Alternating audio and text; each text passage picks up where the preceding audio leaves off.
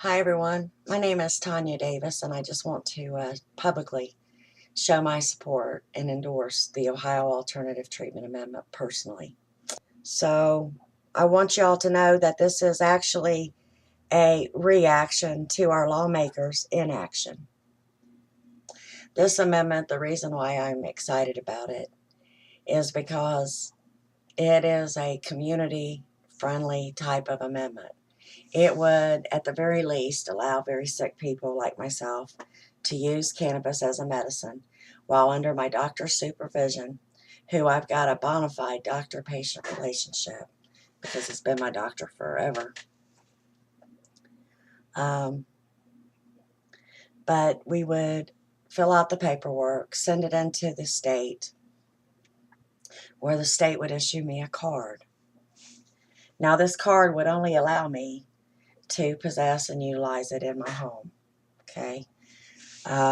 It would just remove me out of the Ohio Revised Code penalties for up to 99 grams, 3.5 ounces of usable cannabis.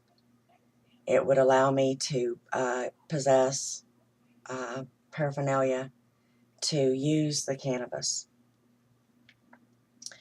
Now, one of the things that I really like about this amendment is that it is a community-friendly amendment. And what I mean by that is, yes, safe access centers are allowed, but the person that's wanting to open up a safe access center would have to go, and get written permission from the zoning board, who would, in return, check it out with their community and let the community decide if they want to accept a safe access center.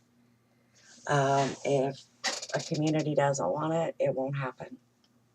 So the Ohio Alternative Treatment Amendment would allow folks that are in the program to cultivate up to 12 mature cannabis plants in a locked space, like a locked room. Or you would be able to have someone grow it for you if you were too sick to do it or not able or didn't have a green thumb.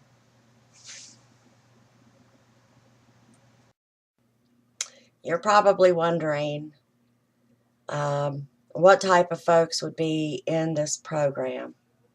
I know people are flipping out thinking that it's everybody and their brother getting a card for a hangnail. That's not the way the program would work. I believe Ohio can be responsible and do this in a responsible manner. You know, you have to have very serious debilitating conditions in order to receive a medical cannabis card and the right to use it in the state of Ohio if this law was to pass. You would have to have conditions such as like sickle cell, post-traumatic stress disorder. See, we covered two of our areas that a lot of the states haven't covered. You know, sickle cell anemia for our African American community. That disease is I heard, is horrible and very painful. Then we've got our veterans who are suffering from post-traumatic stress disorder so badly that they need this desperately in order to make them more in control. Okay, I know firsthand that post-traumatic stress disorder and battered women syndrome, that medical cannabis, it just did wonders for me. You know, we didn't want to shove it down the community's throats that don't want it, because there's plenty enough communities that will welcome a safe access center with open arms.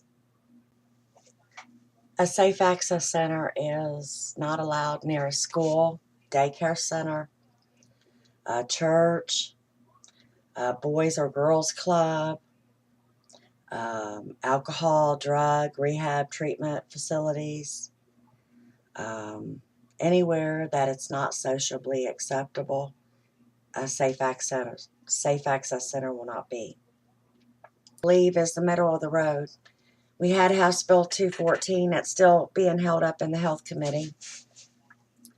It would not allow safe access centers or storefronts or dispensaries. It would just allow folks like me to use cannabis as a medicine under my doctor's supervision and grow up to 12 plants, just like the Ohio Alternative Treatment Amendment, both of which would be in a locked, closed area or space.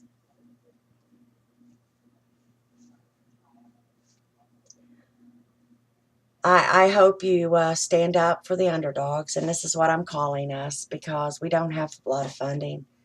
We don't have any funding. But we have a couple of months, a little over 2 months, that we could get all those signatures in 44 counties. And I believe that Ohio voters will give us a shot if we can make it to the ballot, because the rules are spelled out. You know, our law enforcement and our communities can have a say if they want a safe access center or not. You know, it's within social acceptable places. So I hope you give us a shot. If we don't make it by July 4th with all the signatures, we're going to continue to fight.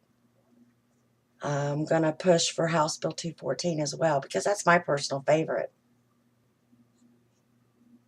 Why is this so important? It's very important because folks are going to jail for making a choice.